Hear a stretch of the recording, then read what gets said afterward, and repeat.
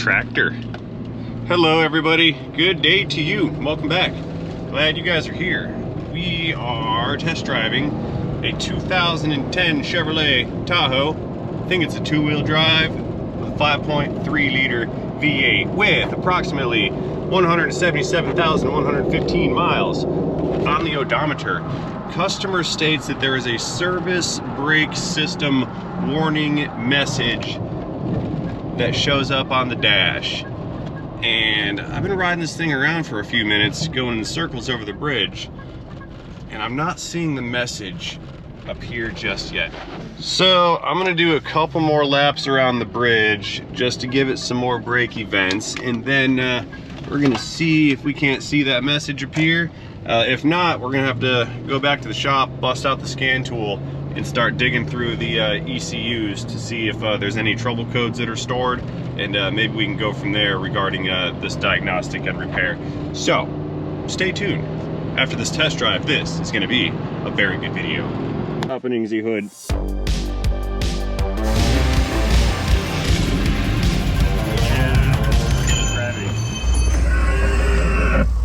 Oh, look who that guy is. Aha, there's that tractor again. Hello, tractor. Okay, yeah. Third or fourth time over the bridge. Fourth time over the bridge. Nothing going on. No message. Not finding it. Back to the shop we go. Looking for messages. 44% oil life. The tires have pressure. Oh no, 6,665.6 hours on the hour meter. That's funny. On the hour meter, we've got some 666s, and then over here on the odometer, we've got 777s. Numbers are fun. There's absolutely no significance to noticing that whatsoever, nor is there any superstition there. I just kind of find it funny to notice patterns in numbers. That is all. I'm weird. No, but seriously though, look. 177717, and then the other one is 66656. Like, that is kind of a weird pattern. I'm not gonna lie. It's just kind of weird.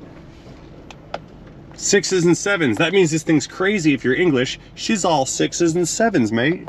Yeah, oh, the one that was all 6s and 7s. Is that how you say it? Is that how you do it, guys? Let me know. All right, let's get serious here for a second. Let me pull this thing in. I think the floor has been cleared. We made a mess yesterday. It was a busy day. Nose it right in, right here. We'll bust out the scanning device. We're gonna plug in and start communicating with the ECUs on this truck to see if we can't find any cause for a brake warning message. But first, before we do all that, let us pop an easy hood. And I'm gonna go down below the bonnet and we're gonna check the brake master cylinder for a low fluid level. Escalade looking. Yes, there is there's a float level sensor in the brake fluid reservoir right there. If you end up with a bunch of wear on the brake material, like the pads and the rotors, the caliper pistons will displace some of the fluid from the master, and then the fluid level will drop down. That doesn't appear to be the case here, but if it does drop down to that level, it can trigger the low fluid level warning, which can also trigger a service brake system warning. Now, let's get some light on the subject, take a look down in there. Yeah, that fluid's kind of nasty. Very discolored, contaminated. For certain it has some moisture in there. It's probably the original stuff. It may not be the issue, but it could be an issue. Well, it's definitely a maintenance issue, but we're not here to maintain this thing. We're here to find out what the trouble code is.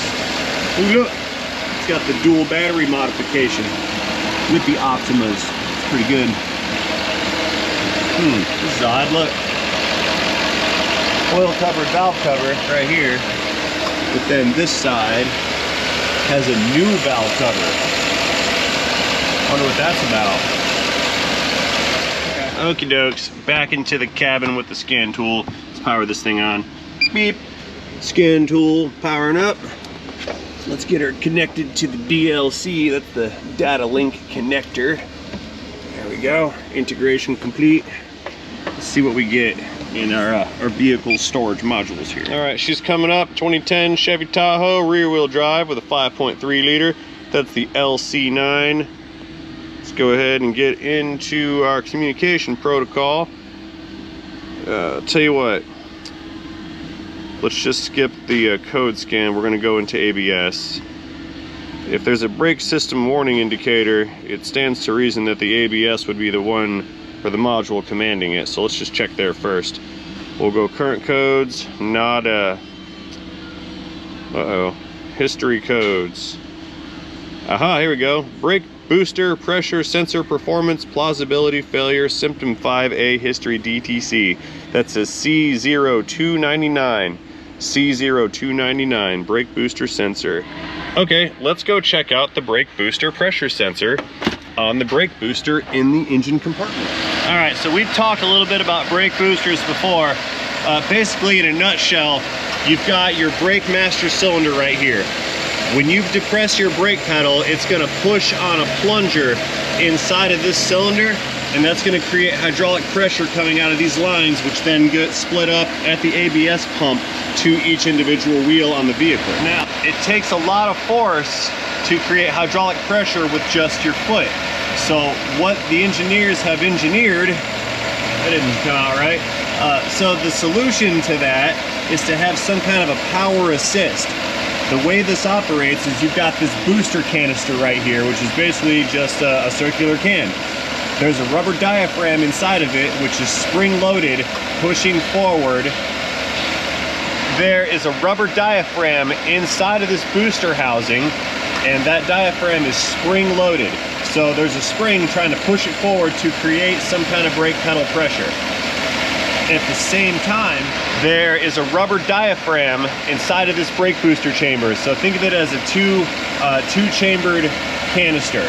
So we got one side that is subjected to engine vacuum through this hose from the intake manifold, and the other side is ambient air pressure. Now, there is a spring on this side pushing back, relieving brake pressure from the brake master cylinder. That spring is roughly equal to the amount of engine vacuum that the engine is providing. When the user or the operator applies brake pedal pressure, the only thing that they really have to overcome is going to be the spring pressure, because it is assisted with the vacuum of the engine to help push that pedal down to give yourself your braking force by way of hydraulics. So what we have here with our trouble code is the ECM has said something's going on with this vacuum slash pressure sensor right here. And it was a history code and it was intermittent. But let's go ahead and just pull that apart. We're gonna check inside, take a look at the connector pins. Those all look fairly good. That looks good. Let me go ahead and shut this engine down. We're gonna open up this brake booster. I'm gonna pull apart that sensor right there. We're gonna take a look inside. And the reason we're gonna shut it down is I don't need to create a drivability problem by causing a huge giant vacuum leak. But we just wanna go ahead and inspect inside of this thing, and we'll look at the other side of this sensor as well. Try to do this without breaking it off. There we go. Okay, no contaminants or anything inside of there. Let's take a look down inside of the booster itself. Okay, so we clearly can't really see down inside of that hole because it's a very small hole. So we're going to insert a camera into said small hole, and that's going to give us a view of what's going on the inside. Oh, look, that's funny.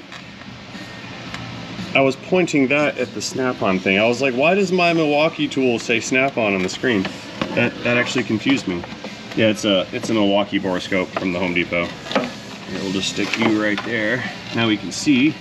So what we're gonna do here, bend that down to get around the corner. And we're going in to see what's happening down inside of this brake booster. What I'm looking for in here is fluid that's pooling up. You can get a leak at the brake master cylinder and it will leak fluid into the booster. Now that does not appear to be the case on this one.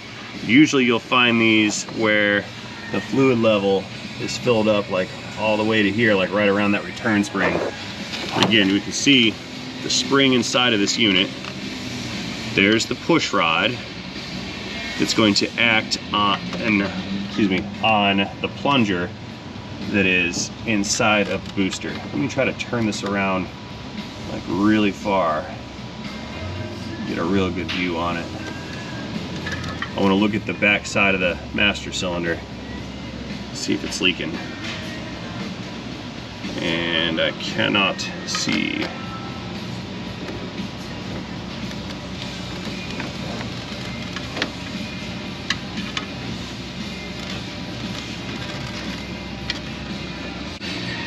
Yeah, not much going on in there. Okay, so we do not have a leak in the back side of this master cylinder. That's actually what I was suspecting here. This is a very common failure that occurs with these, is you'll get a leak at the seal back here, and it won't leak externally, it'll leak inside. And it can leak so bad where you actually get a leak past the diaphragm and it'll leak into the cabin, or it'll pool up and then start to get sucked up into the engine. And since a lot of places that service vehicles will top off brake fluid, that problem can actually go unnoticed for a very, very long time. You're not supposed to top off brake fluid. That's just not okay. Do not do that, because you want to know if you have low fluid, you want to know where that fluid went. And if you're always topping it off, then you may not realize that something is wrong, that you're leaking fluid, or that you have worn out friction material down below at your surface brake portion. Anyway, now that we have nothing to go off of regarding fluid in the booster, let's go look up the trouble code and all data. So real quick, back to the scan tool. You saw that I had unplugged that connector. That triggered the C1100 code. Brake booster system pressure booster / vacuum sensor circuit symptom 00 history TTC, because I plugged it back in, so now it's no longer current. But the one we're going to be looking for is going to be the C0299. That was the first one. Brake booster pressure sensor performance plausibility failure symptom 5 alpha history DTC. So C0299. C0299. Don't let me forget. C0299. Wake up, computerizer. C0299. C0299. C0299. Change vehicle. Change right there. 2010 Chevy truck. It's going to be a Tahoe 2-wheel drive, C0299 with a 5.3, sure, C0299. So we're going diagnostic trouble codes, C codes, C0299, that's it right there. So what do we have? Diagnostic instructions, description, brake booster sensor plausibility, yep. The EBCM monitors the vacuum level in the power brake booster and will set a DTC if vacuum is too low. That's what we're looking for here. If vacuum is low, we set a trouble code. Conditions for setting the DTC: no vacuum is detected in the power brake booster for 10 seconds after startup. Low vacuum detected 60 seconds or longer after startup. Okay, so if it detects no vacuum or low vacuum for 1 minute after driving, or for 10 seconds on startup, then it'll trigger this code. Actions taken when the code is set: the EBCM, electronic brake control module, EBCM, disables the active vacuum booster for the duration of the ignition cycle. Okay. Clearing, they're clear when the condition is no longer present, or 100 consecutive drive cycles. Okay.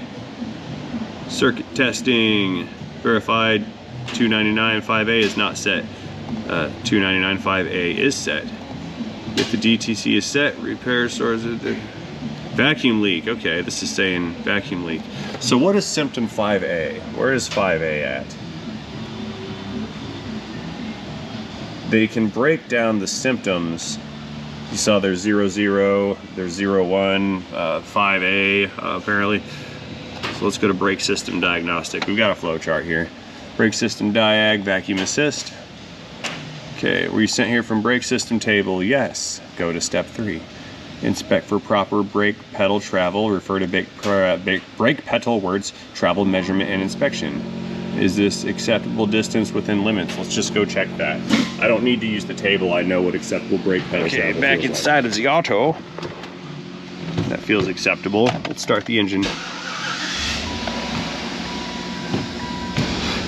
Yes, we have acceptable brake pedal travel.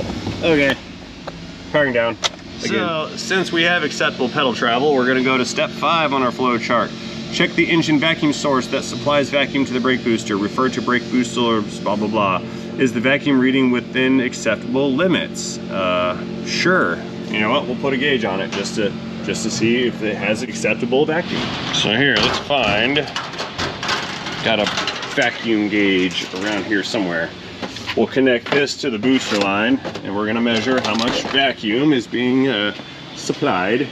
I realize vacuum is the absence of air, but we're just gonna talk about it like it's a tangible item. We're gonna check and see how much vacuum is being supplied to that booster from this vacuum pipe right here. Okay, so I've got the vacuum gauge connected to the vacuum source. My darling wife, Unit Lauren, she's gonna go inside and start the engine. This is your mandatory forced appearance. Hi. Mandatory appearance. I'm making you do that. All right, go ahead and fire it up. Hey, look at that. We have engine vacuum. There it is. We have vacuum. Hey, do me a favor. Real quick, immediate release, or to the floor and release. Very fast. Yeah. The gas pedal, yep. All right, you're good. Shut her down. Okay, so we know there is engine vacuum being supplied to the hose. Let's check vacuum at the other side of the sensor just to make sure the sensor doesn't have some kind of a restriction. All right, new configuration. We're now vacuum testing. Oh, the wrong side. Cut! Okay, new configuration, take 2. We're now testing the other side of the vacuum sensor right here. Lauren, please start the engine.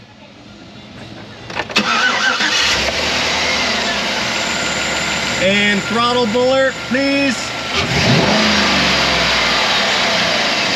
That was too much. Faster, one more time. See that? Do it again. See how vacuum never fell? That means that the check valve, shut it down. During wide open throttle, when the throttle plate opened, we did not see vacuum fall to 0. So that says to me that the check valve section of this particular sensor is sensing as designed. So no fault to be found there. Let us go back to our flow chart. Diagnostic continues. Okay, vacuum testing is within acceptable limits, going to step 6. Does the condition occur during cold startup? I don't know. Because right now it's a history condition, so we're diagnosing off of we don't know. So we can either go to step 7 or go to step 8. So step 7, check engine vacuum and vacuum pump operation. We don't have a pump if equipped. Okay. Under the same cold start conditions, Did you find a correct condition? No, that says go to step 9. Yeah, we did all that too. During the vacuum source test of the day. Okay, so step 7's tree, we're splitting and doing 2 trees now. Step 7's tree says go to step 9 for our no, because we did not find and correct the condition after inspecting vacuum systems. So step 9 says replace the check valve, which is the sensor. And if we went to step 8, during the vacuum source test, did the vacuum booster check valve operate properly? And that's also a yes, so that says go to step 10. So we can either put a sensor in it or go to 10. If equipped, blah, blah, blah, booster, sensor, grommet, dry rot. No, it doesn't have any of that. That sends us to step 12.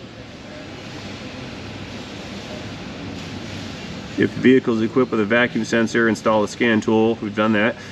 Using the data display, determine if vacuum sensor data is available within the entire chassis brake control area of the powertrain or ECM area.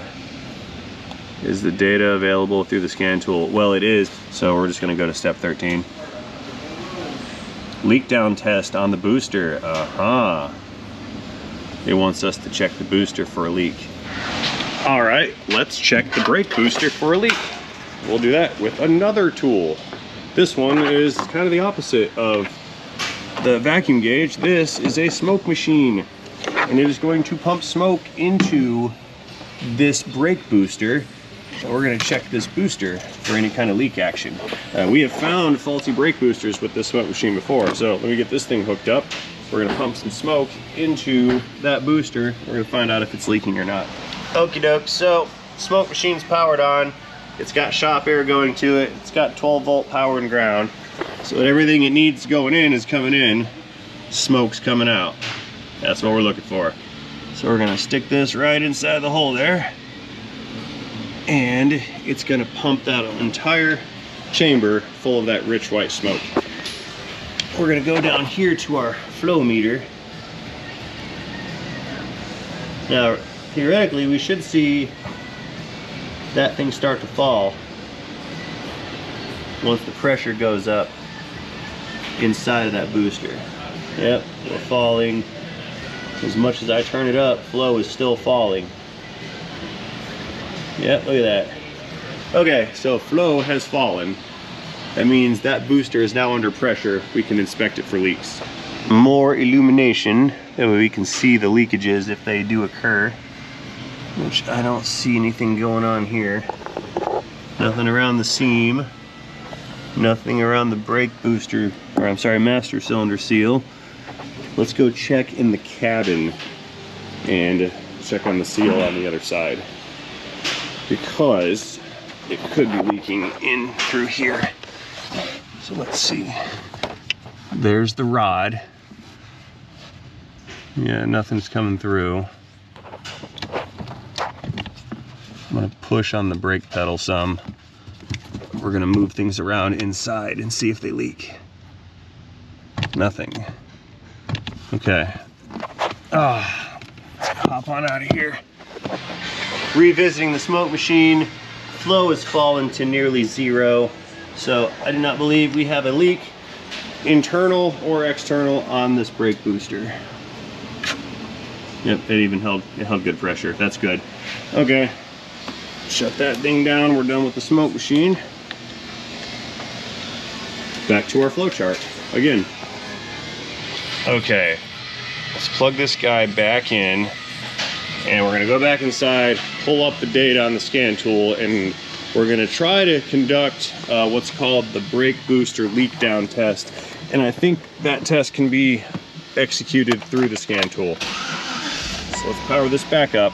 Real quick, since we have vacuum going to the booster, let's listen down below for any kind of leaks when the pedal's depressed.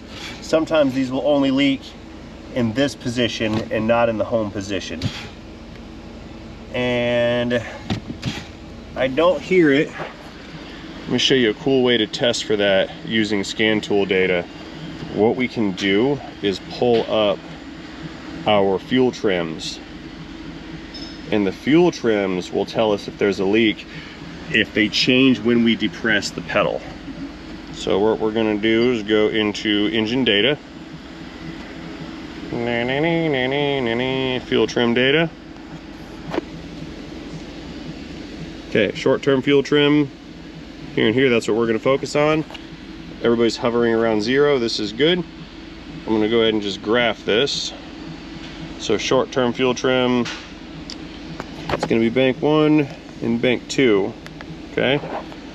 Giving it some pedal, we'll see an initial reaction, and then back to normal.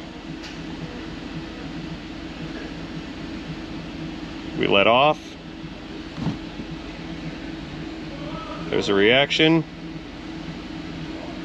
and then it'll go back to normal. Both banks are in sync here. I'm gonna press the pedal again. Reaction. And back to normal, yep. Okay, I don't think this thing has a leak at all. Let me go back into EBCM, electronic brake control module, and we're gonna look to see if there's a vacuum booster bleed down procedure within this particular scan tool. The flowchart said there was one, but I don't know if one exists within my scanner. That's automated bleed, we don't want that. That's for the pump. Okay, so that bleed down procedure is not gonna give us any direction. So we're going back to the flow chart now, because now it's time to apply some critical thinking and make a decision on what to do. So clearly something has to be done, because codes don't show up by accident. So our choices here are to replace the vacuum sensor slash check valve, replace the brake master cylinder, which I'm not finding any reason to replace the brake master cylinder. Vacuum reserve test, blah, blah, blah, I'm reading here. Separate the master cylinder from the brake booster, vacuum seal. No, we don't need to do this step 14, because the smoke machine has already excluded a leak between the master cylinder and the brake booster, so that's not the issue. So we don't need to put a master cylinder in it. That leaves us with changing the booster, or that leaves us with changing the check valve slash sensor. Real quick, perform the vacuum booster leak down test using a scan tool. Start the engine, no brake pedal, 3000 RPM, hold it for 3 seconds, turn it off, watch the vacuum reading on the scan tool, and determine the rate of vacuum leak. Okay. All right, back inside. We're going into data. Data. ABS data. I want brake vacuum data. Let's go to the PID list real quick. Oh, this is funny. Look, brake booster vacuum sensor in PSI. It's showing 71 PSI. Let's see. Give it some brake pedal action, and that dropped down to 0 PSI. Let off the brake, 75 PSI. Okay, this is weird. Starting the engine. So now there's vacuum in there, and it's saying 60, 70 PSI. That's not right. Let's rev the thing up some. 3000 RPM. 3 seconds. Shut the engine off. Key on. 66 PSI. Yeah, this isn't even right. That should not be a positive pressure. We have a junk faulty brake booster vacuum sensor. We're just going to apply some logic here and go with what we know. So we know it either needs a brake booster, it needs a brake master cylinder, or it needs a that check valve slash sensor. We know the master cylinder is not leaking fluid. We checked that. We know that the brake booster is not leaking vacuum or is not fluid contaminated. We checked that multiple ways, visually and with smoke. I'm gonna go ahead and put the sensor in it, and that's gonna be that. You know, it's funny, you can actually get this wrong and still fix the car, because if you were to determine that the vehicle needs a brake booster, then the booster will come with a new sensor already on it. How about that? Let's see here, scrolling through, we've got one from Standard. There's a GM. Parts House has a GM. Advanced Auto Parts has a GM. AutoZone does not, so you guys lose. Delco, that's close to a GM, but that's not the winner, so we're gonna go with the Parts House. Yay, we're gonna buy that one. Adding to cart, submitting quote, there we go. Alrighty, so I've gone ahead and ordered the check valve slash sensor. Let's go back to our list of things that are wrong here. So we just touched on the brake warning message. I also understand that there is a fuel cap warning message. It says like check fuel cap. Now my guy tells me that he installed a replacement fuel cap and then took the seal off the old one and then put that on the new one because I guess it didn't fit. But then the message is still coming up, and then the tire store told him he needed like some other parts or whatever. So I'm not certain, so we're just gonna go with diagnose evap system fault, and we'll kind of see, we'll see how that's gonna work out. We do have check AC on this thing, so I'll tell you what I'm gonna do. I'm gonna go hook up the AC machine. We're gonna go ahead and check the pressures on that, and while the AC machine is doing its job, we can look into the evap system stuff. So the diag continues. Okay, machine is powering on. I've got the hoses connected. Let's go back in and take a look at that evap system business. Something about a fuel cap. Fuel cap, snowflake.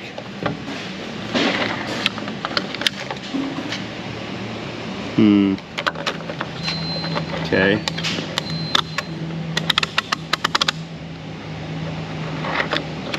I mean, sure. I suppose that's sealing. It looks like it, according to the O-ring.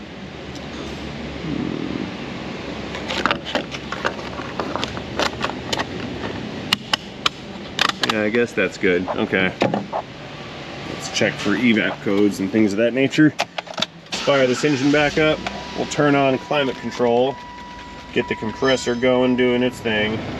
We'll poke our head out later on and check the pressures and whatnot. But for now, let's look into the evap system. All right, I'll turn her down to maximum cold. Both sides, it's a dual system. Let's let our vent temperature settle. We'll check back on that in a moment. Let's just go straight to the source. Right down here.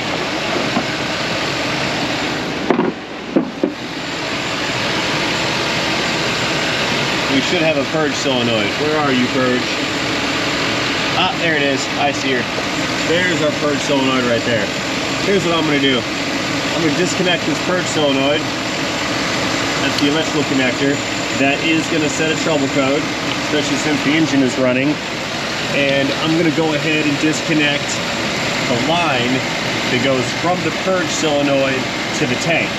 So again, with engine vacuum, we have vacuum here in the intake manifold being supplied to the purge solenoid. The purge solenoid is controlled on and off with the ECM, and it has on its output, or input side rather, the line going to the tank to recover fuel tank vapors.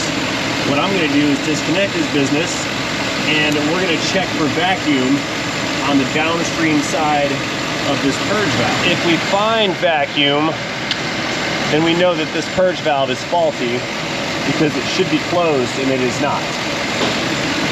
So sticking my flanges on it, I don't feel any vacuum.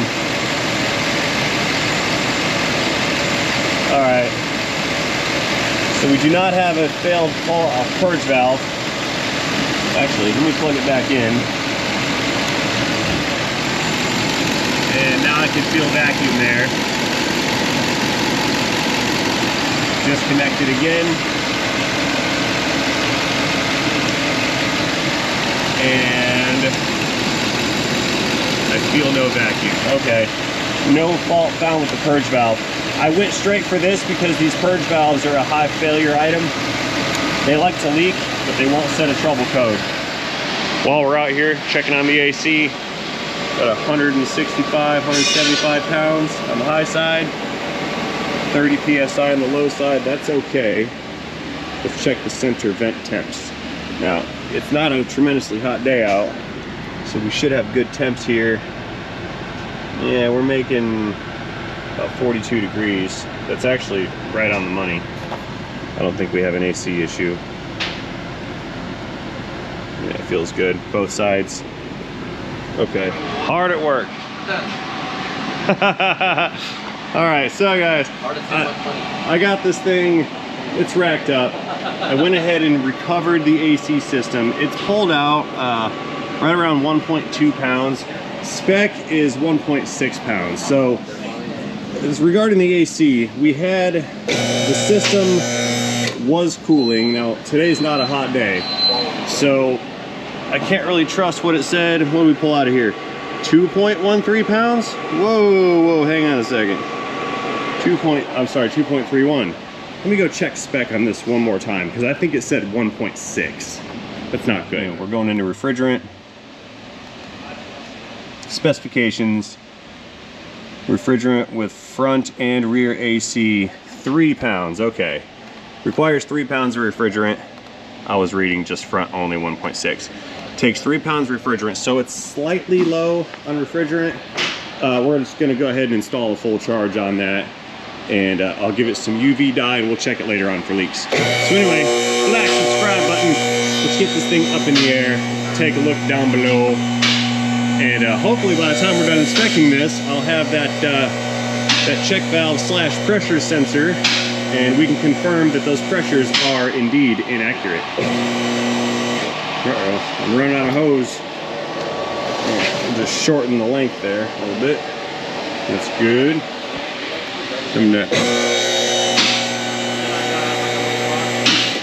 That's all we get. It's gonna be a rolly chair inspection. Okie dokes. So let's see. Sitting around on the job, taking a look down below. Sway bars look good. That one looks good. Brakes look really good. It's got drilled and slotted rotors. Good pad thickness. I can see the pad right through there. Yeah, decent pad thickness on this unit. See that right there? Okay, no brakes needed in the front. Steering gear looks good. Nothing's leaking a bunch. These front struts have seen better days. What is this, melted plastic? Or no, that's part of the insulator that's squeezing its way out from up top. Yeah, the bump stop's falling apart. See that powdery looking business up there? That's all bump stop material. Let's check this strut here. Yeah, bump stop is gone on that one. There is no bump stop left over. New drinking game. Take a shot every time I say bump stop. Not bump stock, stop. For stopping. Oh, what do we have here? See that? This is the telltale of a leaking motor mount. Can't tell if that's been replaced or not. Yeah, it looks like it. There's witness marks on the bolts. But yeah, these motor mounts, those are liquid filled, they're hydraulic mounts. And when you see this rust looking liquid business draining out of things, that is that's a failed fluid mount. Pretty common on this generation of Tahoe and Silverados actually. Okay, nothing to see here.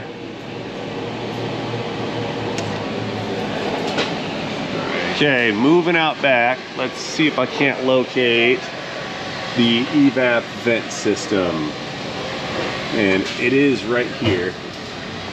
It's all this fluid on that. Look at this. There's like some kind of oil residue all over this vent canister.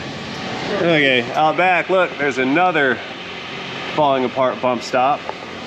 Let's check the other side here too. Yep, another bump stop. That thing is also gone.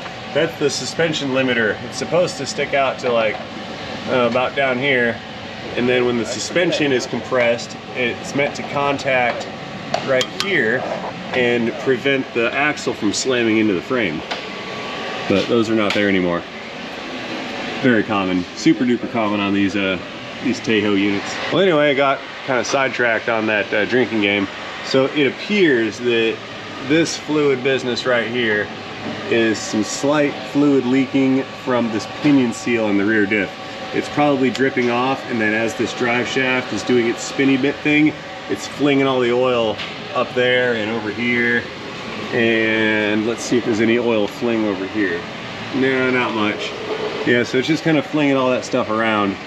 It's a very small leak, and most of what you see is just some oil saturation that's collected a bunch of dirt. So I don't think that this is really a problem here. But what could be the problem is our vent solenoid back here on top of the spare tire right there in the back. So I'm gonna reach in and grab the scanner, and we're gonna actuate that vent solenoid to see if that thing's working. I think it is. I'm gonna assume that it is, because we have no trouble codes for an evap system fault. We just had that gas cap warning business going on there. Here, let me climb up into this bad boy. I'm standing on top of a table. I'm not actually this tall. I'm gonna reach up here. Oh, key it on. One more turn. Come on, come on, come on, come on. There we go. Ignition on. So what I'm gonna do is bring the scan tool out with me, and we're gonna access the special functions menu of the evap system. I'm gonna turn that solenoid back there on and off, and we're gonna see if we can hear it clicking. We go into functional tests and evap system. That's probably output controls. I did see it said evap service bay test, but we're trying to manually take over control of this system. Evap vent solenoid, closed, open. It's gonna be a yes. Does not function when the system is testing. Okay, blah, blah, blah. So what we do, it's closed relay, and let's open it. So scan tool says she's working. Let's go inside above the spare tire and we're gonna observe the clicking action of that solenoid while I manually actuate it with the scanner. There's our solenoid. So let's see what it does here. Closed, open. Okay, so the electronical portion of that solenoid is functioning. We can hear it opening and closing. Put that down right there. All right, so next what I want to do is we're going to remove the vent hose from that solenoid. There we go. This hose right here, that just goes, let me spin you guys around here. That thing runs from the solenoid over the spare tire, out through the frame, and it's this corrugated liquid right here. And it goes all the way up to the top, to that little cap right there. And that cap is just there to prevent a bunch of nasty business from getting into the hose. So what I'm gonna do next is we're gonna start this engine and I'm gonna actuate the vent. I'm gonna check and see if there's actually flow taking place at that vent solenoid, or I'm gonna feel for the appropriate amount of flow. Now I could rig up the vacuum gauge. I'm just gonna stick my finger on it and feel it. So we reach in here, restart the engine. Okay, she's running. Climbing down. So vent solenoid, we want to go ahead and have a closed solenoid. So that's closed up. And I'm going to reach up there, need my light. I'm going to reach up there and I'm just going to feel that line to make sure it in fact remains closed. Hey Seuss, you out of here, buddy? No, can I have this? What is it? Milwaukee tool bag. No, why? I want it. No, you don't like Milwaukee tools. You like DeWalt tools. I do not like DeWalt tools. They are trash. Go get some Ryobi. No, that's even worse. Get some Ryobi tools. Milwaukee Fuel all the way. This is a red sort. I kind of like that bag though. You haven't used it in 12 years. But it's not 12 years old. How do you know? What do you guys think? Should I give him the bag?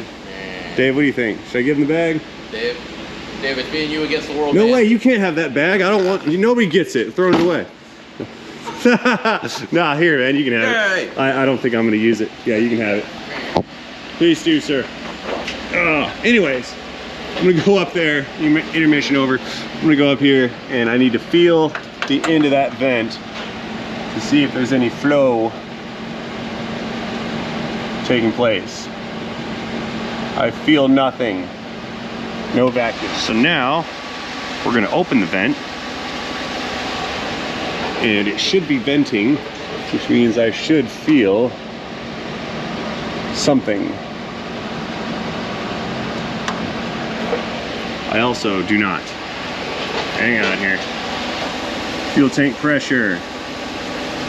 Let's check the pressure pid. Fuel tank pressure, negative 0.08 inches water. H2O. Close it.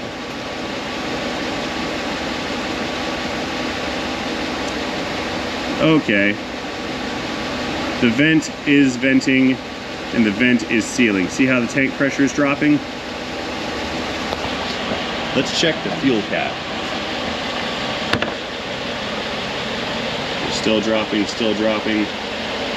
Again, we're closed on the vent. Snowflake cap.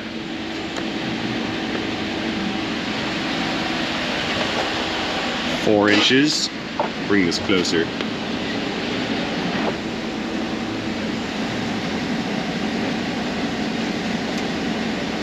And I take the cap off and we return to no vacuum. So that tells me the cap is also sealing. I wonder if we do a bad job putting the cap on. No, it's sealing. See that? Vacuum is climbing.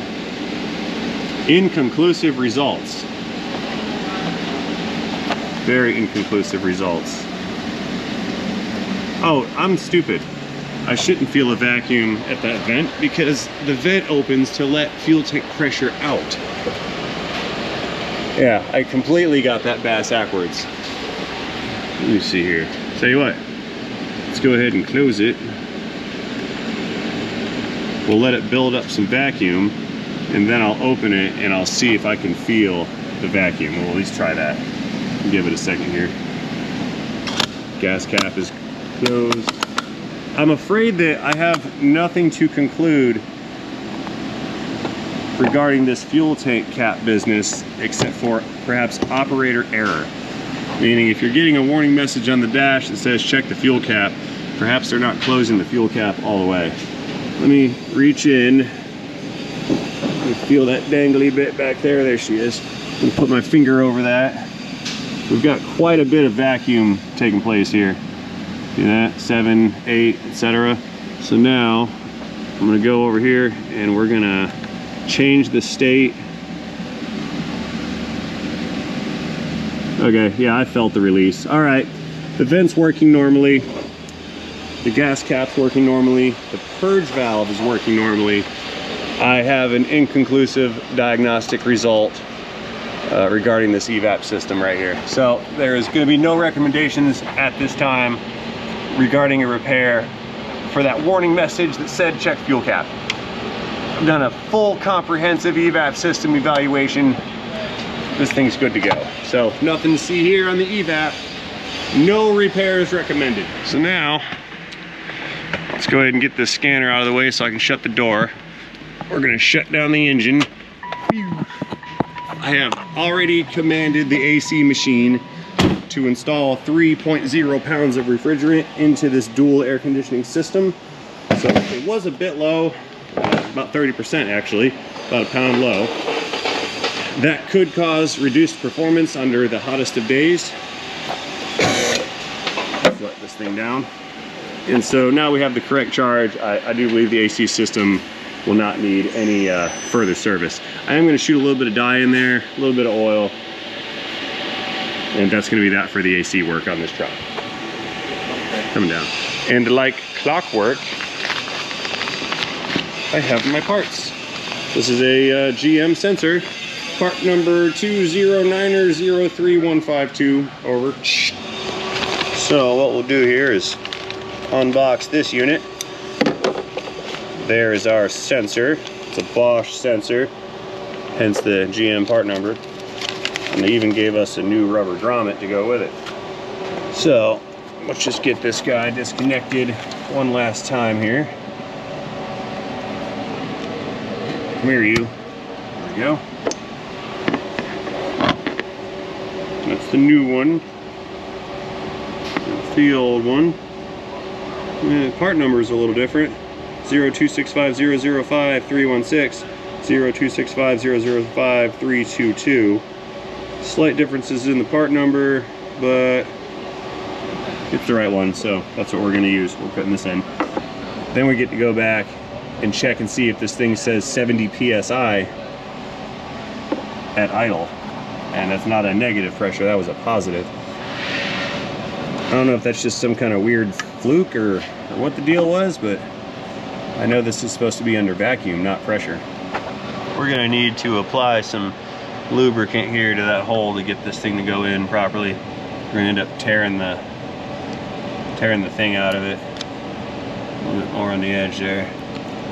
Smear it all in. There we go. Oh, too much dielectric. There.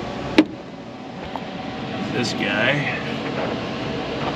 Stick that right in there and give it a twist if it doesn't want to go. That one on. Plug it in. And we'll put our little clamp back real quick.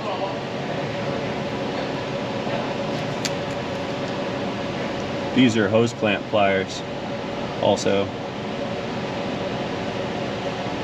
Right there. Okay. Back to the cabin with us again. Restarting the engine. We're going back into scan tool data and we're going to take a peek at the PID for the brake booster vacuum sensor. We're going to get a confirmed kill out of this one. Okay, scrolling down. Brake, there he is. Brake booster vacuum sensor PSI. That's what we're looking for. And the survey says we have, looks like 14.2 PSI. So maybe it's not accounting for the negative or for the vacuum or whatever. So I'm assuming that it was calling for, it was saying like maybe negative 70 psi when the readout is 14.2. Well, I believe that's a serious difference here. You can't see it. That's one serious difference between the 70 psi and the 14 psi that we're looking at right here. So to me, that's a confirmed kill, because one sensor says one thing and the other sensor says another thing, and that's far more accurate, I would think, than 71 psi. All right, backing out of a couple menus here. What I want to do next is we're gonna go and clear out all the codes, because we had caused a few of them by disconnecting things while the vehicle was running and having the key on when things were disconnected. So we're gonna clear all codes, read by code scan, ignition on, engine off. So now I guess I'll go check and see if the AC machine is finished charging with my 3 pounds of refrigerant. Here we go, climbing back out, tight squeeze right here. Look, it's a Toyota Land Cruiser. Hello, Land Cruiser. Okay, AC machine, looks like we're finished. Continue, let's hit abort for hose compensate. See, there's a certain amount of refrigerant that will be contained within the lines, and the machine knows how much that is, so when you do a hose compensate, it'll just add 0.3 pounds of refrigerant to what's already come off of the scale and into the vehicle, which it doesn't know that this is not the vehicle. A hose compensate is when you'll close one side, start the system, open the other side, and then it'll suction in the remaining refrigerant through the low side line. I just like to do a hose compensate, and then that's that. Anyway, we've got our 3 pounds in here, so this operation is nearly complete. That's a confirmed kill on the brake booster business over there. Old sensor's already lost somewhere, so we're not going to look at it again. Nothing to come up with, no repairs needed on the evap system at this time. I've got nothing to go off of. So guys, I think that's kind of going to be a wrap for this one. I don't know, this may have been something of an inconsequential video. We didn't do a lot of stuff except checked out a bunch of bump stops, did an inspection, fixed a brake issue, and recharged the AC. I mean, to me that's not a lot, to you it might be a lot. Let me know what you think down in the comment section down below. I'm assuming since you're here all the way at the end of this video, you enjoyed this video. If that in fact is correct, please communicate that to me effectively by tapping that like button also down below. Consider the subscribe button if you have not already subscribed to the channel. That way you will not miss out on any future content of this style. Plus, these are the things that the YouTube algorithm looks for, so it knows how to share my content with other potential viewers. And that's good for me, it's also good for them. So guys, again, and as always, thank you very much for watching. Closing valves, and most importantly, have yourselves a fantastic day. See you guys later. End of video, end of Tahoe, end of Diag, end of non-sales, end of transmission. Probably needs an alternator. Yeah, that's what's wrong with it. Needs an alternator.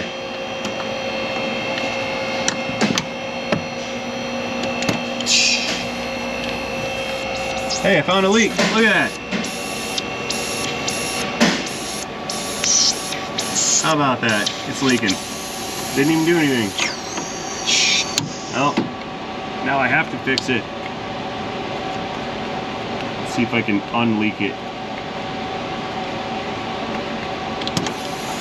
Oh yeah, ruined that one. My gauge broke the AC system. Murphy's Law. It'll get you every time. Doing this one for free.